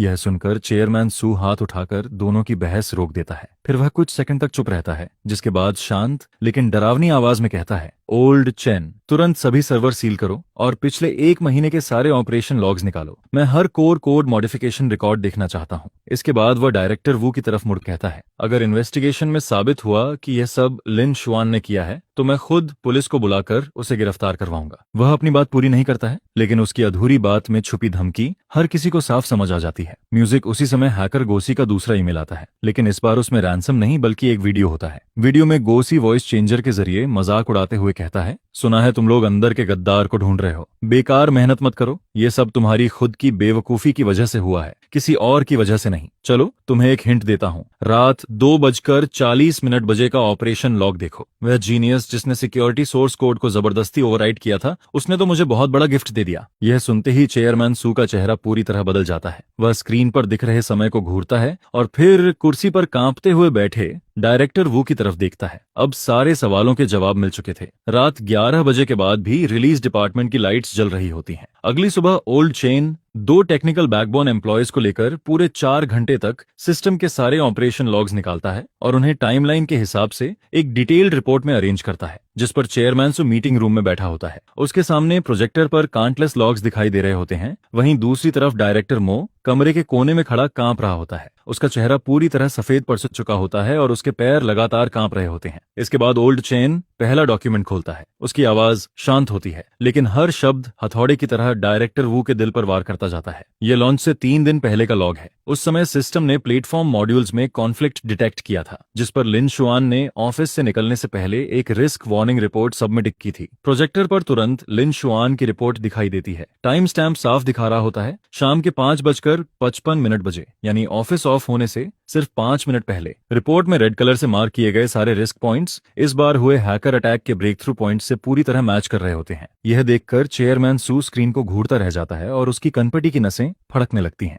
जिस पर ओल्ड चेन आगे बोलता है, लेकिन अगले दिन मीटिंग में डायरेक्टर मो ने इस रिपोर्ट को रिजेक्ट कर दिया था। उसका कहना था कि लॉन्च प्रोग्रेस पर असर नहीं पड़ना चाहिए। इसके तुरंत बाद उसने सिक्योरिटी ऑथेंटिकेशन मॉड्यूल्स का एक हिस्सा बंद करने का ऑर्डर दिया और सिस्टम मेंटेनेंस का काम लिटिल वॉन्ग को सौंप दिया, जो अभी नया था और उसके पास एक्सपीरियंस भी नहीं था। इसके बाद प्रोजेक्टर पर डायरेक्टर मो द्वारा भेजा गया वर्क इंस्ट्रक्शन ईमेल दिखाई देता है। सारे इंस्ट्रक्शन साफ साफ लिखे हुए होते हैं, जिन्हें अब झूठलाना नामुमकिन था। यह देखकर डायरेक्टर मो के होंठ कांपने लगते हैं। वह जल्दी से सफाई देते हुए बोलता है, मैंने ये सब सिर्फ प्रोग्रेस मेंटेन करने के लिए किया था। इन्वेस्टर्स लगातार प्रेशर डाल रहे थे, लेकिन चेयरमैन सू उसे सिर्फ ठंडी नजरों से देखता है और कुछ नहीं बोलता है। इसके बाद ओल्ड चेन तीसरा डॉक्यूमेंट खोलता है। यह लॉन्च से एक रात पहले का रिकॉर्ड है। रात 2:40 बजे सिस्टम ने इंट्रूशन वार्निंग दी थी, लेकिन नाइट शिफ्ट पर मौजूद लिटिल वांग ने डायरेक्टर वू के रिमोट इंस्ट्रक्शंस के तहत फोर्स ओवरराइड मेथड इस्तेमाल करके सारे एरर अलर्ट्स ब्लॉक कर दिए। प्रोजेक्टर पर डिटेल्ड ऑपरेशन लॉग्स दिखाई देते हैं। हर कमांड के साथ एपीआई एड्रेस और ऑपरेटर इन्फॉर्मेशन साफ नजर आ रही होती है और उन सभी कमांड्स पर डायरेक्टर वू का अकाउंट साफ लिखा हुआ होता है। इसका मतलब साफ था, उन सभी फेटल गलत ऑर्डर्स का जिम्मेदार वही था। जिस पर ओल्ड चेन भारी आवाज में आगे कहता है, ये सभी अलर्ट्स सिक्योरिटी मॉड्यूल द्वारा भेजी गई इंट्रूजन वार्निंग्स थीं, लेकिन इन्हें जबरदस्ती ब्लॉक करने के बाद हैकर ने सिस्टम में कई बैकडोर्स इंस्टॉल कर दिए ताकि आज का अटैक प्रिपेयर किया जा सके। यह सुनते ही डायरेक्टर वू कुर्सी पर ढेर होकर बैठ जाता है। उसका चेहरा किसी मरे हुए इंसान से भी ज्यादा डरावना लग रहा होता है। इसके बाद ओल्ड चेन आखिरी डॉक्यूमेंट खोलता है। यह कल रात का रिकॉर्ड है। सिस्टम ने एक बार फिर हाई रिस्क लूपहोल वार्निंग दी थी, जिस पर लिन शुआन ने प्रोजेक्ट बोनस पेमेंट रिलीज करने और ओवरटाइम कंफर्मेशन डॉक्यूमेंट की मांग की थी, लेकिन डायरेक्टर मो ने साफ मना कर दिया। उसके बाद लिन शुआन सही समय पर ऑफिस से चला गया। पूरा प्रोसेस कंपनी रूल्स के हिसाब से बिल्कुल सही था। प्रोजेक्टर पर लिन शुआन और डायरेक्टर वू की चैट हिस्ट्री दिखाई देती है। साथ ही ऑफिस सर्विलांस वीडियो भी चलने लगता है। वीडियो में लिन शुआन शांत तरीके से अपना सामान पैक करता है और टाइम पर ऑफिस छोड़कर चला जाता है। वहीं दूसरी तरफ डायरेक्टर वू उसकी पीठ की तरफ उंगली दिखाकर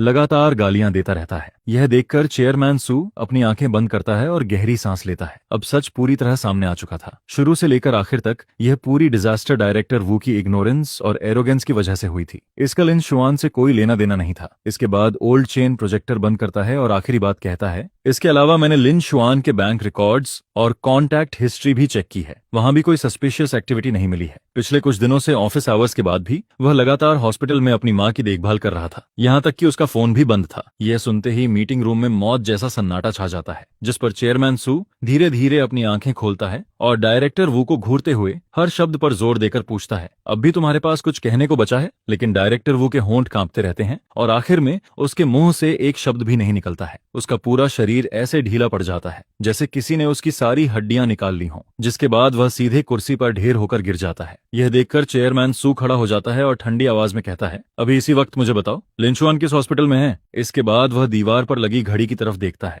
रात के 12:20 बज चुके होते हैं। इन्वेस्टर्स द्वारा दिए गए अंतिम अल्टीमेटम में अब सिर्फ 6 घंटे से भी कम समय बचा होता है और कंपनी को बचाने वाला इकलौता इंसान अभी तक इस बात से अनजान होता है कि यहाँ क्या कुछ हो चुका है। रात 1 बजे म्यूजिक सिटी पीपल्स हॉस्पिटल के इमरजेंसी हॉल में अब भी तेज रोशनी जल रही होती है। मैं हॉलवे की लंबी बेंच पर बैठा होता हूँ और हाथ में ठंडी हो चुकी कॉफी पकड़े रहता हूँ।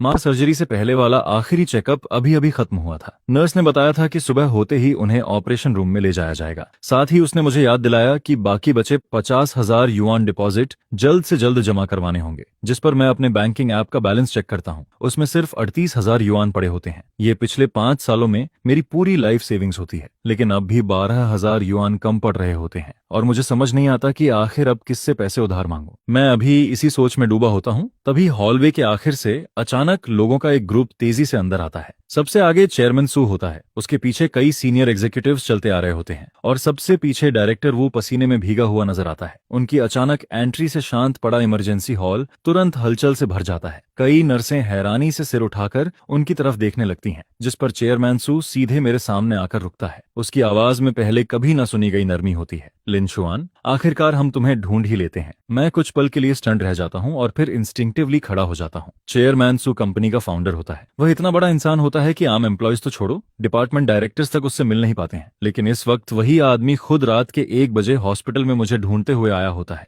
जिस पर मैं उसके पीछे खड़े डायरेक्टर वू की तरफ देखता हूँ। वह सिर झुकाए खड़ा रहता है और मेरी तरफ देखने की भी हिम्मत नहीं कर पाता है। उसका चेहरा बिल्कुल भूत की तरह सफेद पड़ चुका होता है। इसके बाद चेयरमैन सू गहरी सांस लेता है और थकी हुई आवाज में कहता है, लिन शुआन, कंपनी के साथ बहुत बड़ा हादसा हो गया है। सिचुएशन बेहद सीरियस है। मुझे तुम्हारी मदद चाहिए। मैं शांत आवाज में जवाब देता हूँ, चेयरमैन सू, मैं अब कंपनी का कोर टेक्निकल एम्प्लॉय नहीं रहा हूँ। डायरेक्टर वो खुद कह चुका है कि कंपनी किसी एक कोडर के बिना भी आराम से चल सकती है। यह सुनकर चेयरमैन सू के चेहरे पर ऑकवर्ड एक्सप्रेशन आ जाता है, जिस पर वह तुरंत कहता है, लिन शुआन, मुझे पता है कि कंपनी ने तुम्हारे साथ गलत किया है, लेकिन अभी सिचुएशन बहुत क्रिटिकल है। सिस्टम पर हैकर्स ने अटैक कर दिया है। पूरा प्लेटफॉर्म ऑलमोस्ट पैरालाइज हो चुका है। कोर डेटा बुरी तरह डैमेज हो चुका है। हमने बाहर की 3 बड़ी सिक्योरिटी कंपनीज को बुलाया, लेकिन कोई भी इसे फिक्स नहीं कर पाया। वह कुछ सेकंड रुकता है, जिसके बाद उसकी आवाज और ज्यादा डेस्परेट हो जाती है। सिर्फ तुम ही उस एंटायर आर्किटेक्चर को सबसे अच्छी तरह समझते हो। कंपनी को अब सिर्फ तुम ही बचा सकते हो। मैं उसकी तरफ देखता रहता हूँ, लेकिन कुछ नहीं बोलता हूँ। जिस पर चेयरमैन सू आगे कहता है, मैंने पूरी इन्वेस्टिगेशन करवाई है। इस पूरे इंसिडेंट के पीछे सिर्फ डायरेक्टर वो जिम्मेदार है। उसने तुम्हारी रिस्क वार्निंग्स इग्नोर की, जबरदस्ती सिक्योरिटी मॉड्यूल्स बंद करवाए, म्यूजिक और क्रिटिकल मोमेंट पर ब्लाइंड इंस्ट्रक्शंस देकर पूरा डेटा करप्ट करवा दिया। लिंचुआन, कंपनी ने तुम्हारे साथ गलत किया। मैं कंपनी की तरफ से तुमसे माफी मांगता हूँ। यह सुनते ही डायरेक्टर वू आखिरकार सिर उठाता है। उसकी आवाज कांप रही होती है। लिंचुआन, आई एम सॉरी, यह सब मेरी गलती है। मुझे तुम्हारा प्रोजेक्ट बोनस नहीं काटना चाहिए था। मुझे तुम्हारी इंसल्ट नहीं करनी चाहिए थी, और कल रात तुम्हारी रीजनेबल कंडीशंस रिजेक्ट नहीं करनी चाहिए थी। प्लीज कंपनी को बचा लो। मैं डायरेक्टर वू को देखता हूँ। जो इंसान पहले एरोगेंट और घमंडी होकर सब पर चिल्लाता था, वही आज एक डरे हुए कुत्ते की तरह मेरे सामने भीख मांग रहा होता है। लेकिन सच कहूं, मेरे दिल में कोई खुशी नहीं होती है। सिर्फ एक अजीब सी थकान महसूस हो रही होती है, जिस पर मैं धीरे से सिर हिलाता हूं और कहता हूं, चेयरमैन सू, सुबह मेरी माँ की सर्जरी है। इस वक्त मेरे पास हॉस्पिटल फीस तक पूरी नहीं है। सच कहूं तो अभी कंपनी के बारे में सोचने की हालत में भी नहीं हूं। यह सुनते ही चेयरमैन सू तुरंत बोल पड़ता है, हॉस्पिटल फीस की चिंता मत करो, कंपनी पूरा खर्च उठाएगी। चाहे जितना पैसा लगे सब हम देंगे। मैं उसकी तरफ देखता हूं और शांत आवाज में कहता हूं, चेयरमैन सू, पिछली बार भी डायरेक्टर मो ने मुझसे बहुत प्रोमिसेस किए थे, लेकिन आखिर में क्या हुआ? मुझे मेरा राइटफुल प्रोजेक्ट बोनस तक नहीं मिला। यह सुनते ही चेयरमैन सू कुछ सेकंड के लिए चुप रह जाता है, लेकिन अगले ही पल वह मेरी बात समझ जाता है, जिस पर वह तुरंत अपने असिस्टेंट की तरफ मुड़कर कहता है, अभी के अभी कॉन्ट्रैक्ट तैयार करो, ऐसा कॉन्ट्रैक्ट जिसकी लीगल वैलिडिटी हो। करीब 10 मिनट बाद असिस्टेंट जल्दी जल्दी एक इमरजेंसी ड्राफ्टेड एग्रीमेंट लेकर वापस आता है। चेयरमैन सू वहीं खड़े खड़े उस पर साइन करता है और ऑफिशियल स्टैंप भी लगा देता है। एग्रीमेंट में साफ लिखा होता है, 80,000 युआन का पेंडिंग प्रोजेक्ट बोनस तुरंत रिलीज किया जाएगा। मेरी माँ की पूरी सर्जरी कॉस्ट कंपनी पे करेगी। इसके अलावा मुझे 1 मिलियन युआन का स्पेशल रिवॉर्ड भी दिया जाएगा, और इंसिडेंट खत्म होने के बाद लीगल रिस्पॉन्सिबिलिटी भी तय की जाएगी। जिस पर चेयरमैन सू एग्रीमेंट मेरी तरफ बढ़ाते हुए कहता है, लिंचुआन, यह कंपनी की सिंसियरिटी है। अब क्या तुम वापस आकर काम करोगे? मैं एग्रीमेंट लेकर ध्यान से पढ़ता हूँ। सब कुछ कंफर्म करने के बाद दीवार पर लगी घड़ी की तरफ देखता हूँ। रात के 1:40 बज चुके होते हैं। सुबह होने में अब सिर्फ 5 घंटे से भी कम समय बचा होता है, लेकिन मैं तुरंत हाँ नहीं कहता हूँ, बल्कि अपना फोन निकालकर उसे ऑन करता हूँ। स्क्रीन जलते ही दर्जनों अनरीड मैसेजेस लगातार पॉपअप होने लगते हैं। सारे मैसेजेस कंपनी के कॉलेग्स की तरफ से हेल्प रिक्वेस्ट्स होते हैं। मैं उन्हें तेजी से स्क्रॉल करता हूँ और कुछ ही मिनटों में पूरी सिचुएशन का रफ आइडिया समझ जाता हूँ, जिस पर मैं सिर उठाकर चेयरमैन सू की तरफ देखता हूँ और कहता हूँ, मुझे पहले सिस्टम की करंट कंडीशन जाननी होगी। डैमेज कितना सीरियस है? यह सुनते ही चेयरमैन सू तुरंत असिस्टेंट को टैबलेट खोलने का इशारा करता है, जिसमें लेटेस्ट सिस्टम इंस्पेक्शन रिपोर्ट दिखाई देने लगती है। मैं टैबलेट लेकर ध्यान से उन शॉकिंग नंबर्स को देखने लगता हूँ, और जितना ज्यादा मैं पढ़ता हूँ, मेरी आईब्रोज उतनी ही ज्यादा सिकुड़ती जाती हैं। Low level core data damage rate 67% तक पहुंच चुका होता है। कई इंपॉर्टेंट मॉड्यूल्स की इंडेक्स लाइब्रेरीज पूरी तरह केओस में बदल चुकी होती हैं। फायरवॉल में 10 से ज्यादा बड़े लूप होल्स खुल चुके होते हैं, और हैकर्स द्वारा छोड़े गए बैकडोर प्रोग्राम्स पूरे सिस्टम में फैल चुके होते हैं। यह हालत मेरी उम्मीद से भी कहीं ज्यादा खराब होती है, जिस पर मैं टैबलेट वापस चेयरमैन सू को लौटाता हूँ और शांत आवाज में कहता हूँ, चेयरमैन सू, सच बताऊं तो ये मेस इतना बड़ा है कि मैं भी 100% गारंटी नहीं दे सकता कि इसे पूरी तरह फिक्स कर पाऊंगा, और अगर फिक्स हो भी गया तब भी डेटा रिकवरी में समय लगेगा। सुबह होने से पहले सब कुछ रिस्टोर करना इम्पॉसिबल है। यह सुनते ही चेयरमैन सू का चेहरा पूरी तरह सफेद पड़ जाता है। उसके पीछे खड़े सीनियर मैनेजर्स के चेहरे पर भी साफ डिस्पेयर दिखाई देने लगता है। लेकिन मैं आगे बोलता हूँ, हालांकि अगर सिर्फ सिस्टम को दोबारा चालू करना है, हैकर्स को बाहर निकालना है और कोर डेटा को चोरी होने से बचाना है, तो ये काम मैं कर सकता हूँ, लेकिन पूरी रिकवरी में कम से कम 3 से 5 दिन लगेंगे। यह सुनते ही चेयरमैन सू ऐसे रिएक्ट करता है जैसे डूबते इंसान को आखिरी सहारा मिल गया हो। बस सिस्टम चलना चाहिए, बस डेटा सुरक्षित रहना चाहिए, इतना काफी है। मैं हॉस्पिटल रूम की तरफ देखता हूँ। माँ अब भी अंदर आराम कर रही होती हैं, जिसके बाद मैं नर्स स्टेशन तक जाता हूँ और ड्यूटी नर्स से माँ का ध्यान रखने के लिए कहता हूँ। फिर मैं मुड़कर चेयरमैन सू की तरफ देखता हूँ और शांत आवाज में बोलता हूँ, चलते हैं, वापस कंपनी चलते हैं। उस समय रात के 2:10 बज रहे होते हैं। कंपनी की गाड़ियों का कन्वॉय सीधे पार्किंग बेसमेंट में जाकर रुकता है। मैं और चेयरमैन सू बिना समय बर्बाद किए सीधे R&D डिपार्टमेंट की तरफ बढ़ते हैं। पूरा ऑफिस तेज रोशनी से जगमगा रहा होता है। सारे टेक्निकल एम्प्लॉयज अब भी वहीं मौजूद होते हैं। हर किसी के चेहरे पर थकान और डिस्पेयर साफ नजर आ रहा होता है। जैसे ही ओल्ड चेन मुझे देखता है उसकी आंखें लाल हो जाती हैं। वह भारी आवाज में कहता है, लिंशुआन, आखिरकार तुम आ ही गए। मैं सिर्फ हल्का सा सिर हिलाता हूँ और सीधे सेंट्रल कंट्रोल डेस्क के सामने जाकर बैठ जाता हूँ। सिस्टम मॉनिटर पर रियल टाइम स्टेटस पूरी तरह केओस में बदला हुआ होता है। मैं अपनी उंगलियां हल्की सी स्ट्रेच करता हूँ, गहरी सांस लेता हूँ और फिर कीबोर्ड पर तेजी से टाइपिंग शुरू कर देता हूँ। सबसे पहला काम होता है हाईएस्ट एक्सेस अथॉरिटी वापस लेना, क्योंकि डायरेक्टर वो की ब्लाइंड कमांड्स ने पूरे परमिशन मैनेजमेंट सिस्टम को बुरी तरह मेस बना दिया था। मुझे पहले पूरे सिस्टम का कंट्रोल वापस लेना जरूरी था। करीब 10 मिनट बाद मैं एडमिनिस्ट्रेटर पासवर्ड सक्सेसफुली रीसेट कर देता हूँ, जिसके साथ ही कोर कंट्रोल दोबारा मेरे हाथों में वापस आ जाता है। इसके बाद अगला काम डैमेज असेसमेंट का होता है। मैं जल्दी से एक स्कैनिंग कोड लिखता हूँ जो ऑटोमेटिकली सारे मॉड्यूल्स की इंटीग्रिटी चेक करना शुरू कर देता है, लेकिन स्कैन रिजल्ट रिपोर्ट से भी ज्यादा भयानक निकलता है। कुछ इंपॉर्टेंट मॉड्यूल्स पूरी तरह डिस्ट्रॉय हो चुके होते हैं, जिन्हें मजबूरन रीस्टार्ट करना पड़ेगा। यह देखकर ओल्ड चेन धीरे से मेरे पास झुककर पूछता है, लिंशुआन, क्या तुम्हें पूरा कॉन्फिडेंस है? लेकिन मैं कोई जवाब नहीं देता हूँ, सिर्फ कीबोर्ड पर लगातार टाइपिंग करता रहता हूँ। उस समय इन्वेस्टर्स की डेडलाइन में सिर्फ 4 घंटे बचे होते हैं और जो काम नॉर्मल कंडीशंस में कम से कम 2 दिन लेता, उसे मुझे कुछ घंटों में खत्म करना था। लेकिन मेरे पास अब कोई दूसरा ऑप्शन नहीं बचा था। माँ की सर्जरी कॉस्ट का इंतजाम हो चुका था, कंपनी भी अपनी सिंसियरिटी दिखा चुकी थी और सबसे जरूरी बात, ये सिस्टम मैंने खुद अपने हाथों से बनाया था। यह मेरे लिए किसी बच्चे से कम नहीं था, जिस पर इसे इस हालत में टूटते हुए देखकर मेरे अंदर एक अजीब सी बेचैनी लगातार बढ़ती जा रही होती है। मैं तुरंत ओल्ड चेन की तरफ मुड़कर कहता हूँ, कुछ भरोसेमंद लोगों को यहाँ बुलाओ, मुझे डेटा रिकवरी में असिस्टेंस चाहिए और साथ ही बैकअप सर्वर भी तैयार करो। मैं पूरी अंडरलाइंग आर्किटेक्चर दोबारा बिल्ड करने वाला हूँ। यह सुनते ही ओल्ड चेन तुरंत अरेंजमेंट्स करने निकल जाता है। वहीं दूसरी तरफ चेयरमैन सू थोड़ी दूरी पर खड़ा होकर लगातार मेरी तरफ देख रहा होता है। उसके चेहरे पर टेंशन साफ दिखाई दे रही होती है और डायरेक्टर वह ऑफिस के कोने में दुबक कर खड़ा रहता है। हालत ऐसी होती है कि वह जोर से सांस लेने तक की हिम्मत नहीं कर पा रहा होता है। रात के 2:30 बजे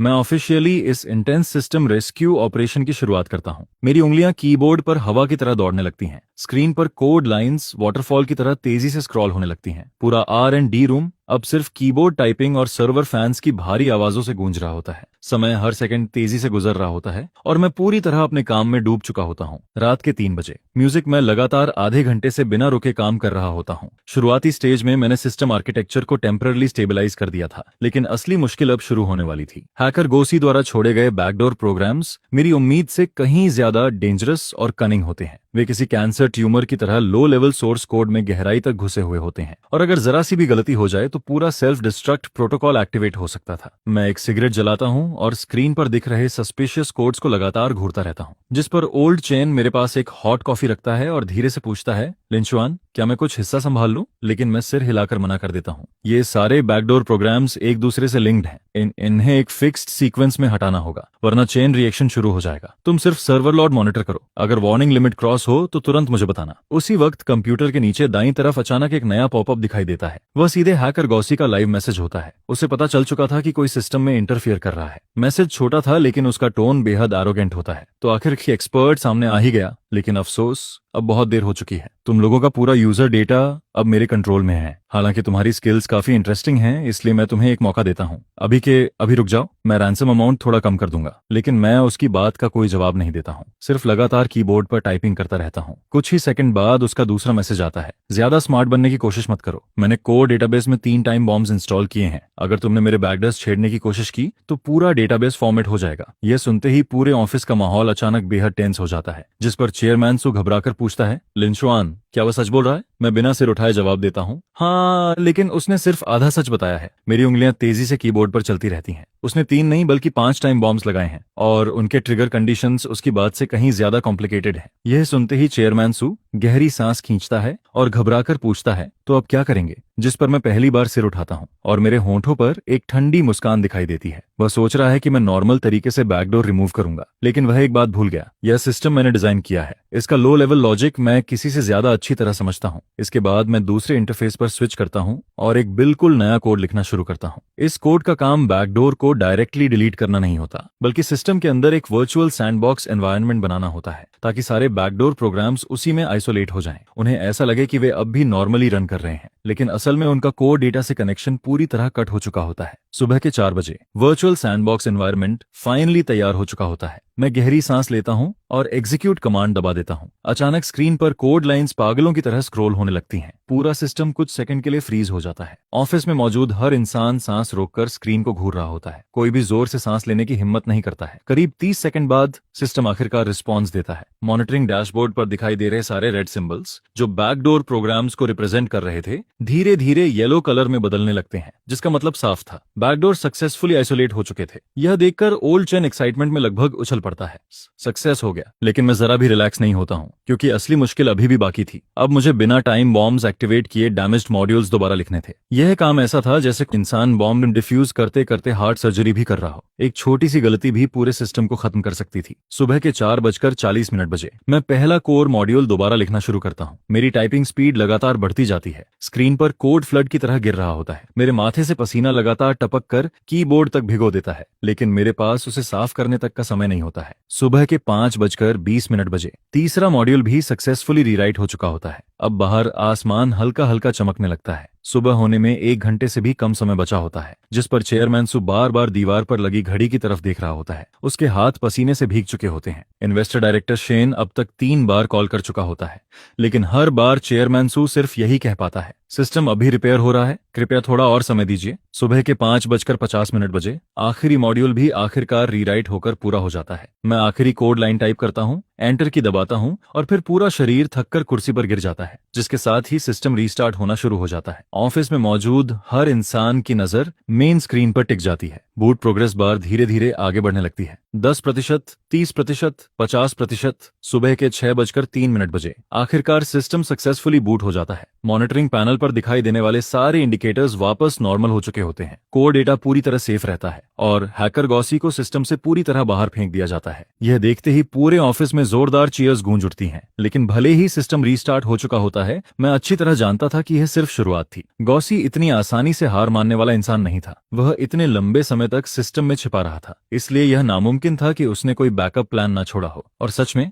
जैसे ही सब लोग राहत की सांस लेने लगते हैं, मॉनिटरिंग पैनल पर अचानक एक एबनॉर्मल डेटा स्ट्रीम चमक उठती है, जिस पर मैं तुरंत सीधा बैठ जाता हूं और मेरी उंगलियां कीबोर्ड पर तेजी से दौड़ने लगती हैं। गोसी अब भी अंदर है। वह एक हिडन बैकडोर इस्तेमाल करके दोबारा कनेक्शन एस्टैब्लिश करने की कोशिश कर रहा होता है। यह देखकर ओल्ड चेन घबराकर पूछता है, लिनशुआन, क्या वह वापस आ गया? मैं सिर हिलाता हूँ। मेरी नजरें अब भी स्क्रीन पर टिकी रहती हैं। वह मेरे डिफेंस सिस्टम को टेस्ट कर रहा है। वह मेरी कमजोरियां ढूंढना चाहता है। गॉसी भी अब समझ चुका होता है कि उसका ओपोनेंट कोई आम इंसान नहीं है, इसलिए उसके अटैक्स पहले से कहीं ज्यादा केयरफुल और कनिंग हो जाते हैं। उसके डेटा पैकेट्स पूरे सिस्टम में भूत की तरह घूम रहे होते हैं और हर बार वे बिल्कुल सही तरीके से उन ट्रैप्स को अवॉइड कर देते हैं जो मैंने पहले से सेट किए होते हैं। मैं शांत दिमाग से उसके अटैक पैटर्न्स एनालाइज करता रहता हूँ और धीरे धीरे मेरे दिमाग में उसकी पूरी अटैक मैप बननी शुरू हो जाती है। तभी अचानक मुझे एक पैटर्न दिखाई देता है। हर बार अटैक करने के दौरान गोसी ठीक 0.3 सेकंड्स के लिए एक स्पेसिफिक नोड पर रुकता है। यह उसकी हैबिटुअल वेरिफिकेशन मूव होती है, ताकि वह नेक्स्ट सेफ रूट कंफर्म कर सके, जिस पर मेरे होंठों पर हल्की मुस्कान आ जाती है। तो आखिरकार तुम्हारी आदत पकड़ में आ ही गई। इसके बाद मैं अपना असली ट्रैप तैयार करना शुरू करता हूँ।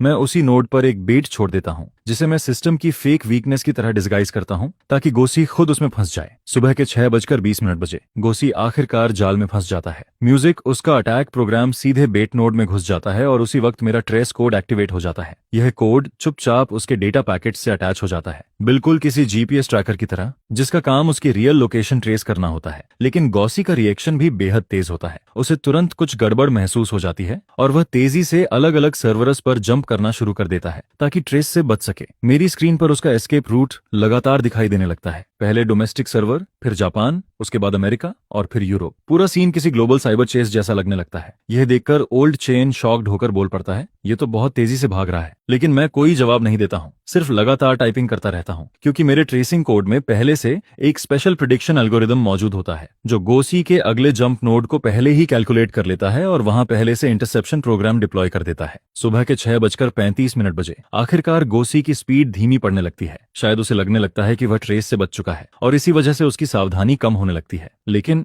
यही वह पल होता है जिसका मैं इंतजार कर रहा था। मेरे इंटरसेप्शन प्रोग्राम को आखिरकार उसका रियल आईपी एड्रेस मिल जाता है। स्क्रीन पर नंबर्स की एक लंबी लाइन चमक उठती है। वह साउथ ईस्ट एशिया के किसी देश का रियल सर्वर एड्रेस होता है, जिस पर मैं तुरंत रिवर्स इंट्रूजन प्रोग्राम एक्टिवेट कर देता हूं और उसी एड्रेस के जरिए सीधे उसके सिस्टम में घुसने लगता हूं। गोसी ने शायद कभी इमेजिन भी नहीं किया था कि कोई उसके खिलाफ काउंटर हैक कर देगा। उसका फायरवॉल मेरे सामने कागज की दीवार जितना कमजोर साबित होता है। करीब 3 मिनट बाद मैं सक्सेसफुली उसके कंप्यूटर में घुस चुका होता हूं। अब उसकी रियल आइडेंटिटी, फाइल्स और पर्सनल डिटेल्स सब मेरी स्क्रीन पर दिखाई देने लगती हैं। उसी समय मैं सिस्टम में आखिरी काउंटर पैच डिप्लॉय कर देता हूं। म्यूजिक। यह पैच हमेशा के लिए सारे इंट्रूजन पाथ्स ब्लॉक करने वाला होता है, साथ ही गोसी द्वारा छोड़े गए सभी बैकडोर प्रोग्राम्स को पूरी तरह साफ करने वाला होता है। सुबह के 6:45 बजे फाइनल काउंटडाउन शुरू हो जाता है। पैच डिप्लॉयमेंट प्रोग्रेस तेजी से आगे बढ़ने लगती है। 10%, 20%, 30%। तभी गोसी को आखिरकार खतरे का एहसास हो जाता है, जिस पर वह पागलों की तरह आखिरी अटैक्स लॉन्च करना शुरू कर देता है। वह पैच कंप्लीट होने से पहले पूरे सिस्टम को डिस्ट्रॉय करना चाहता था। मॉनिटरिंग पैनल पर डेटा ट्रैफिक अचानक आसमान छूने लगता है। वार्निंग अलार्म्स लगातार बजने लगते हैं। मैं दांत भींच लेता हूं और इतनी तेजी से टाइपिंग करने लगता हूं कि मेरी उंगलियां ऑलमोस्ट ब्लर दिखाई देने लगती हैं। यह हमारी आखिरी लड़ाई थी। या तो पैच सक्सेसफुली डिप्लॉय होता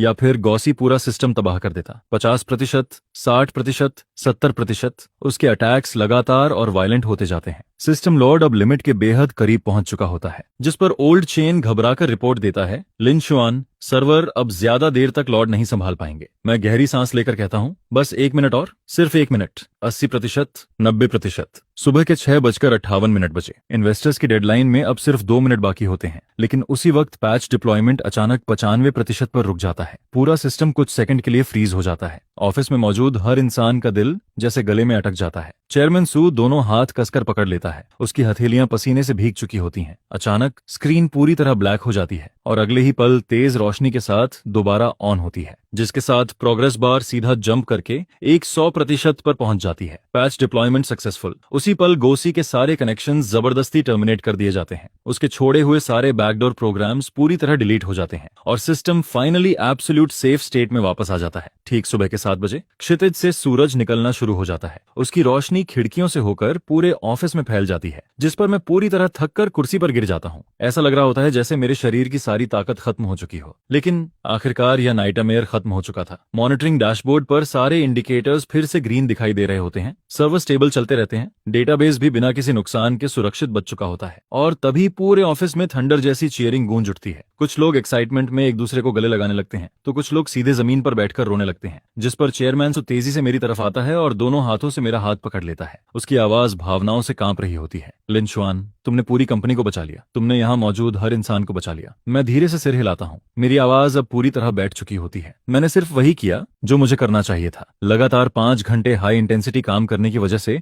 मेरे गले से अब मुश्किल से आवाज निकल रही होती है, जिस पर ओल्ड चेन मुझे पानी की बोतल देता है और मैं एक ही सांस में आधी बोतल खत्म कर देता हूँ। उसी वक्त मेरी स्क्रीन पर अचानक एक नया विंडो पॉपअप होता है। वह गोसी की डिटेल्ड ट्रेसेड इन्फॉर्मेशन होती है। मैं जल्दी से सारी डिटेल्स ऑर्गेनाइज करके एक फाइल बनाता हूँ। फिर चेयरमैन सू की तरफ मुड़कर कहता हूँ, यह उस हैकर की रियल आइडेंटिटी और आईपी डिटेल्स हैं। मेरा सुझाव है कि तुरंत पुलिस को इन्फॉर्म किया जाए। यह सुनते ही चेयरमैन सू तुरंत असिस्टेंट को पुलिस कांटेक्ट करने का ऑर्डर देता है। करीब 20 मिनट बाद कैप्टन वांग की साइबर पुलिस टीम कंपनी पहुंच जाती है। मैं उन्हें सारे एविडेंस हैंडओवर कर देता हूं, जिसमें अटैक लॉग्स, ट्रेसिंग रिकॉर्ड्स और गोसी के कंप्यूटर से निकाला गया डेटा भी शामिल होता है। सारे डॉक्यूमेंट्स देखने के बाद पुलिस ऑफिसर गंभीर चेहरे के साथ कहता है, यह गोसी काफी समय से हमारी हाई प्रायोरिटी वॉच लिस्ट में है। यह कई बड़े साइबर अटैक्स में इन्वॉल्व रहा है, लेकिन अब तक हमारे पास इसके खिलाफ सॉलिड एविडेंस नहीं था। लेकिन इस बार उसकी आंखों में सख्ती आ जाती है। अब हमारे पास पक्के सबूत हैं। हम तुरंत इंटरनेशनल अथॉरिटीज के साथ मिलकर इसे गिरफ्तार करेंगे। सिक्योरिटी इश्यू को हैंडल करने के बाद मैं टाइम देखता हूं और सुबह के 7:40 बज चुके होते हैं, जिस पर मुझे याद आता है कि 8 बजे माँ को ऑपरेशन रूम में जाना है। फिर मैं जल्दी से हॉस्पिटल वापस जाने के लिए निकलने लगता हूँ। तभी चेयरमैन सू मुझे आवाज देकर रोकता है, लिन शुआन, 1 मिनट रुको। जिस पर वो कॉर्नर में खड़े डायरेक्टर वू की तरफ मुड़ता है और ठंडी आवाज में कहता है, डायरेक्टर वू, इस पल से तुम्हें कंपनी से ऑफिशियली निकाल दिया जाता है। यह सुनते डायरेक्टर वू का पूरा शरीर कांपने लगता है और वो सीधे जमीन पर गिर पड़ता है। फिर चेयरमैन सूस आगे कहता है, इस इंसिडेंट की वजह से कंपनी को सीधे 300 मिलियन युआन से ज्यादा का नुकसान हुआ है, जिस पर मैं लीगल प्रोसीजर शुरू करूंगा और तुम्हारे ऊपर सिविल और क्रिमिनल दोनों चार्जेस लगाए जाएंगे। तुम्हारी इग्नोरेंस और एरोगेंस ने ऑलमोस्ट पूरी कंपनी को बर्बाद कर दिया था। यह सुनकर डायरेक्टर वू का चेहरा बिल्कुल सफेद पड़ जाता है। उसके होंठ कांपते हैं, जैसे वो खुद को एक्सप्लेन करना चाहता हो, लेकिन आखिर में उसके मुंह से एक शब्द भी नहीं निकल पाता। फिर वो किसी तरह लड़खड़ाते हुए उठता है और मेरे सामने आकर अचानक घुटनों के बल गिर जाता है। लिंचुआन, मुझसे गलती हो गई, मैं सच में गलत था।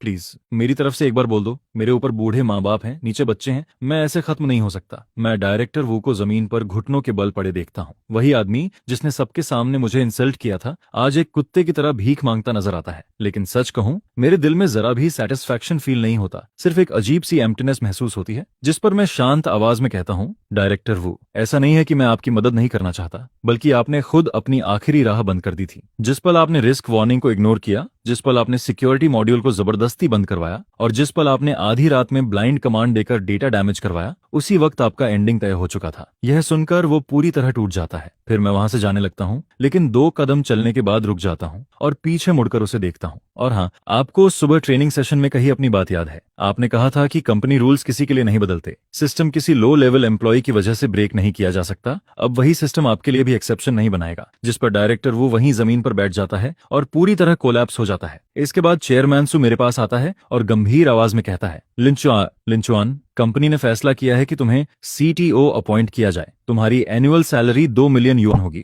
साथ में 2% स्टॉक ऑप्शन भी मिलेगा, और जो 1 मिलियन युआन बोनस प्रॉमिस किया गया था, वो आज दोपहर तक तुम्हारे अकाउंट में ट्रांसफर कर दिया जाएगा। तुम्हारी माँ का पूरा मेडिकल एक्सपेंस भी कंपनी कवर करेगी। मैं सिर हिलाकर कहता हूँ, चेयरमैन सु, ट्रस्ट करने के लिए धन्यवाद, लेकिन बाकी बातें माँ की सर्जरी के बाद करेंगे। फिर मैं कंपनी बिल्डिंग से बाहर निकलता हूँ। बाहर की सुबह की धूप चेहरे पर पड़ती है, जो काफी गर्म और सुकून देने वाली लगती है। जिस पर मैं फोन निकालकर माँ को कॉल करता हूँ और कहता हूँ कि हॉस्पिटल फीस का इंतजाम हो चुका है, इसलिए वो टेंशन छोड़कर सर्जरी की तैयारी करें। फोन की दूसरी तरफ माँ की आवाज भर्रा जाती है, बेटा, क्या तुमने फिर से कहीं से पैसे उधार लिए हैं? माँ अब और बर्डन नहीं बनना चाहती। जिस पर मैं हल्की मुस्कान के साथ कहता हूँ, माँ चिंता मत करो, ये मेरा लीगल बोनस है, सब कुछ सही तरीके से मिला है, आप बस आराम से इलाज करवाइए। जब आप डिस्चार्ज हो जाएंगी, तब हम एक बड़े घर में शिफ्ट होंगे, जहां आप और बेटी दोनों आराम से रह पाएंगे। कॉल खत्म करने के बाद मैं एक टैक्सी पकड़ता हूँ और सीधे हॉस्पिटल की तरफ निकल जाता हूँ। बाहर सिटी धीरे धीरे जागती नजर आती है, रोड्स पर लोग और गाड़ियां बढ़ने लगती हैं। फिर मैं सीट पर सिर टिकाकर आंखें बंद कर लेता हूँ और पिछले कुछ दिनों की सारी बातें दिमाग में घूमने लगती हैं। सबके सामने प्रोजेक्ट बोनस कटना, फिर बिना मोटिवेशन के काम करना, उसके बाद कंपनी क्राइसिस, और आखिर में पूरा सिचुएशन पलट देना। ये सब किसी अजीब ड्रामा की तरह लगता है, लेकिन इसका एंडिंग आखिरकार अच्छा निकलता है। 3 दिन बाद माँ की सर्जरी पूरी तरह सक्सेसफुल हो जाती है, जिस पर डॉक्टर कहते हैं कि रिकवरी काफी अच्छी चल रही है और बस 1 हफ्ते की ऑब्जर्वेशन के बाद डिस्चार्ज मिल जाएगा। मैं हॉस्पिटल रूम में माँ के पास बैठा होता हूँ और उनके चेहरे पर वापस लौटी लालिमा को देखता हूँ, जिस पर मेरे दिल का सबसे बड़ा बोझ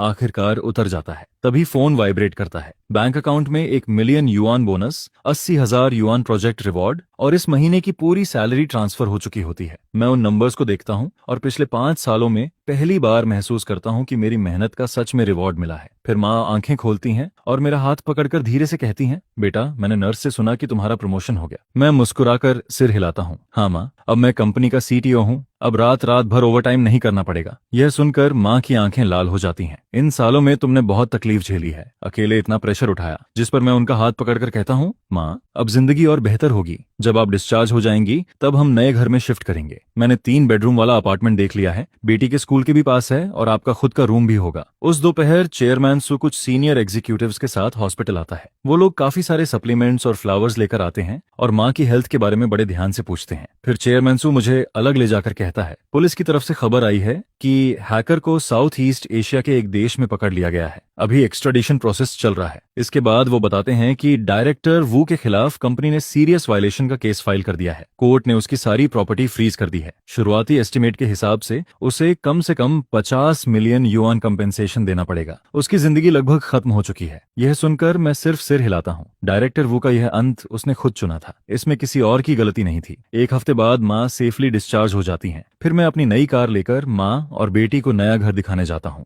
बेटी एक्साइटमेंट में हर कमरे में दौड़ती फिरती है। वहीं माँ बालकनी में खड़ी नीचे के पार्क को देखती हैं और उनकी आंखें नम हो जाती हैं। अगले दिन शिफ्टिंग शुरू होती है। लाओ चेन कुछ कॉलीग्स के साथ मदद करने आता है। सबको पता होता है कि इन दिनों मैंने क्या क्या झेला है, जिस पर हर किसी के चेहरे पर सच्ची खुशी दिखाई देती है। फिर लाओ चेन मेरे कंधे पर हाथ रखकर कहता है, लिंचुआन, तुम सबसे बेहतरीन प्रोग्रामर हो जिसे मैंने कभी देखा है, और सबसे ज्यादा गट्स वाले इंसान भी। उस रात मैं नए घर की बालकनी में खड़ा होकर इस शहर की हजारों लाइट्स को देखता हूँ। तभी फोन पर एक न्यूज नोटिफिकेशन आता है।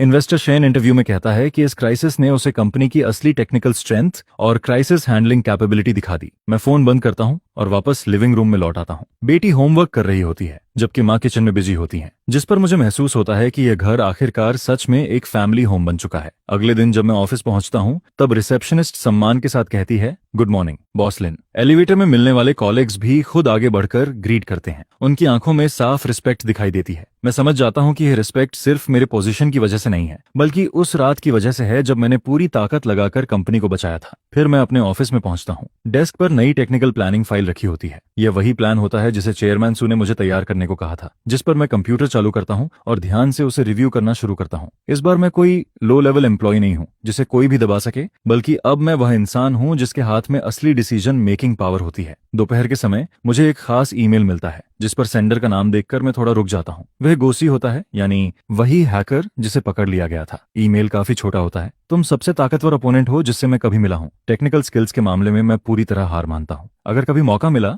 तो सच में तुमसे आमने सामने बैठकर बात करना चाहूंगा। मैं पूरा ईमेल पढ़ता हूँ लेकिन कोई रिप्लाई नहीं करता और सीधे उसे डिलीट कर देता हूँ, क्योंकि कुछ लोग और कुछ बातें एक बार खत्म हो जाएं तो उन्हें वहीं खत्म रहने देना ही बेहतर होता है। ऑफिस खत्म होने से पहले चेयरमैन सुबह मुझे अपने ऑफिस में बुलाता है। फिर वो मुझे एक डॉक्यूमेंट थमाता है। यह कंपनी का नया टेक्निकल मैनेजमेंट सिस्टम है। मैंने इसे तुम्हारे सुझावों के हिसाब से मॉडिफाई करवाया है। अब से हर टेक्निकल डिसीजन सीटीओ अप्रूवल के बिना पास नहीं होगा और किसी को भी जबरदस्ती इंटरफियर करने की परमिशन नहीं होगी। जिस पर मैं डॉक्यूमेंट हाथ में लेकर ध्यान से पढ़ता हूँ और संतुष्टि से सिर हिलाता हूँ। अगर यह सिस्टम पहले लागू हुआ होता तो शायद वह डिजास्टर कभी हुआ ही नहीं होता। शाम होने लगती है और इस बार मैं टाइम पर ऑफिस से निकलता हूँ। जब मैं कंपनी बिल्डिंग से बाहर आता हूँ तब डूबते सूरज की रोशनी पूरे आसमान को सुनहरे रंग में बदलती नजर आती है। फिर मैं फोन निकालकर माँ को कॉल करता हूँ और पूछता हूँ, माँ आज रात खाने में क्या बनाना है। जिस पर फोन के दूसरी तरफ माँ हंसते हुए कहती हैं, तू बस जल्दी घर आ जा, कुछ भी खा लेंगे। वैसे माँ ने तेरा पसंदीदा ब्रेस्ट पोर्क बना लिया है। यह सुनकर मेरे चेहरे पर हल्की मुस्कान आ जाती है और मेरे कदम अपने आप तेज हो जाते हैं। लेकिन इस बार मैं इसलिए तेजी से नहीं भाग रहा होता कि ऑफिस लेट ना हो जाऊं, बल्कि इसलिए क्योंकि घर पर अब कोई मेरा इंतजार कर रहा होता है।